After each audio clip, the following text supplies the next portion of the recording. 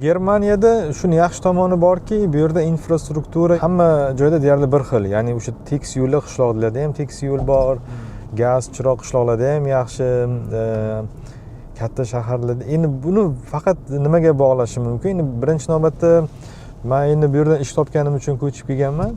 Hannoverdan boshida bu yerga kelganimni o'rganishim qiyin bo'lgan albatta. Bu juda bir haligi shaharda siqilib, haligi nima qilgan, qanday qilib yashar. Uchun shahardan keyin 100 ming odam yashaydigan kichik shaharga kelish baribir psixologik ta'sir qiladi.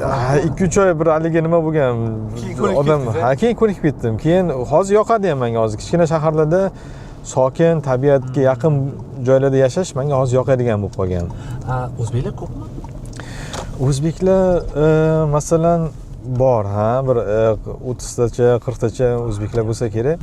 Siz ko'rishib turasizlar? Albatta, o'sha hali ko'rsatgan o'sha lagerimizda yig'ilishlarimiz bo'ladi. Aqiqalar qiladi. Keyin shunaqa yig'ilishlarimiz ham. Keyin biz mana bu oldin Zegenga kelganimizda bir-birimiz bilan tanishib, topishganlar hozir endi boshqa joylarga ketib qolgan. Ular ham agar yig'ilish qilsa, ular ham keladi. Uzoqdan bo'lsa ham. Uzoqdan bo'lsa ham keladi. Münchendan, Bochum degan shahardan, Kölndan, shu joylardan ham, Hannoverdan ham keladilar.